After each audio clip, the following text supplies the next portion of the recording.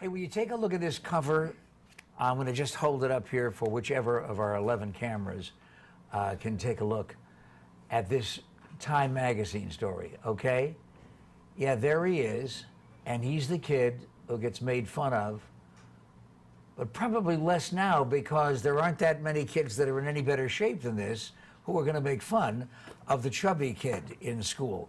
Our supersized kids in an issue of Time magazine from a couple of weeks ago, special health issue.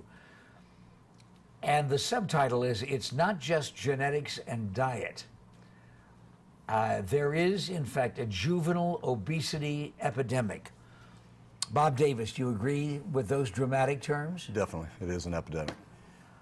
Changing America One Athlete at a Time is the book that Bob Davis is responsible for. Strength of America Incorporated is his organization. We're going to be talking about all of that. But obese kids, are we talking about just chubby kids because they've always been around, or is it a more serious problem in America? It's a more serious problem. Really, it started out years ago with just the kids that wanted to play sports, had a hard time keeping up. Problem is we've got so many families now that are two-job families or separated families, and it's very hard to make that time for the dinner. We don't sit down at home anymore and really make the choices that they need to with the foods. It's much easier to drive through the fast food or the pizzas and get something fast and easy. And with the decline of PE in schools anymore, the kids just aren't active. If they're not involved in athletics, they're not doing anything. Combination of those two things can be disastrous, though. Let's start with diet. Strength and conditioning coach at the University of Nebraska. Man, if you're talking about University of Nebraska, you're talking about some big trucks going through there. Yeah, the good old days. But when you're talking about kids on a lesser athletic level, high school, elementary school, how can they find out what nutrition guidelines they're supposed to be if mom and dad are still feeding them greasy fat stuff? Well, and that's one of the biggest problems is we have, even as adults, don't have the right message. We still are looking for that great diet, this specific pill that they need to take, or this ab machine that's going to reduce their waistline. And really, it's a combination of a lot of different things. We teach these kids it's important to get rest.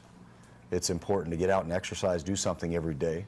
And they need to eat properly. Our kids, we teach them they need to eat 4 to 6 times a day, but things in moderation. We don't want them going to the fast food for breakfast, lunch, dinner, and then at nighttime having that bowl of ice cream. What about the school cafeterias? They're working on it. Things are getting better. They're starting to introduce more vegetables. When we were in school, the time was, vegetable was a ketchup, and they're understanding that wasn't good enough. But Bob, it's 2008. It's America. In spite of our economic problems, we still have an abundance of almost anything. Yeah. What, except information on what to eat? That's the biggest problem. It's just education. Because it's not that we don't have enough food, as we've been told as kids, eat everything on your plate. Well, now it's understanding that plate needs to get a little bit smaller. And it's hard for the kids to make that change if the parents are still bringing home the chips and the soda and the easy fast food things and not making them choices themselves. Yeah, well, what about us as villains, though, in media?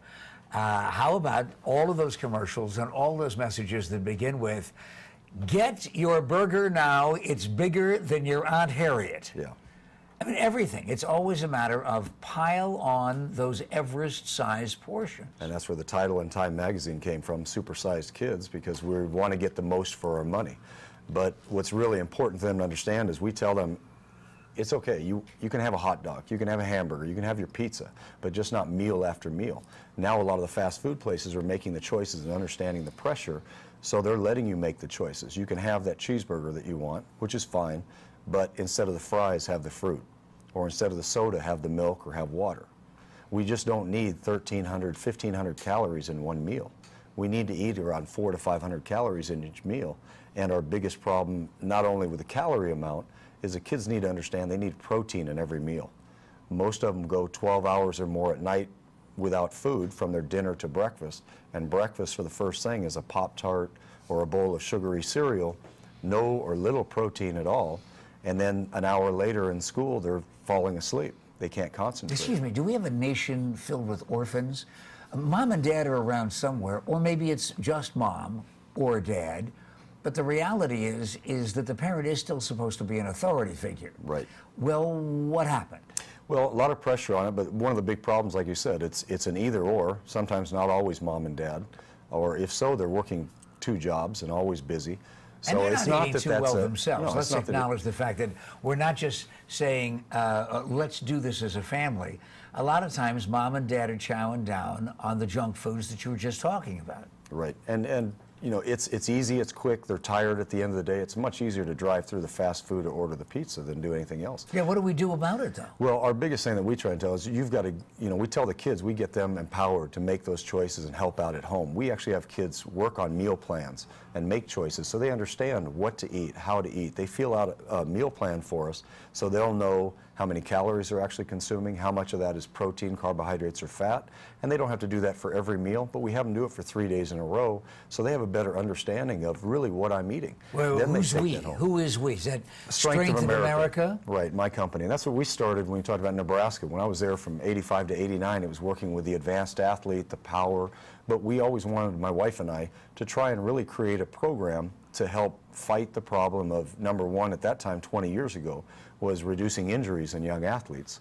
But as it's progressed, it's really just keeping these kids active and taking care of themselves. It is said that professional athletes are in better shape, better condition now than any athletes that have ever played in any sport in the history of the planet. Is that true? Correct.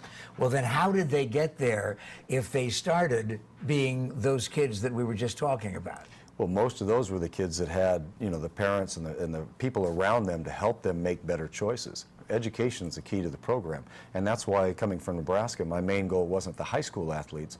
We wanted to work with these kids 8, 9, 10 years old and up before they developed a lot of these bad habits, or catch them early enough that they're still willing to listen to an adult and make the changes in their lives and take charge of themselves. One of the things that absolutely frosts me, I've never been able to understand it, and I'm not somebody who lives in the past, but I'll tell you, the absence of PE in school, in some schools, the total absence of PE. No coaches, nothing except, yeah, go out, play on the monkey bars, and then come back in. Unbelievable. And if it's unbelievable to me, I want to find out how you feel about it when we get back. The name of the organization, Strength of America. It's headquartered in Mesa. You do not have to go to Lincoln, Nebraska in order to find this gentleman. If you want to be a Cornhusker football player, well, that's your business. What we're talking about right now is just making sure that you have a healthy 8-year-old. As our guest tries to change America, one athlete at a time. And I'm going to try to help as we continue this conversation on AZTV. This is the Pat McMahon Show.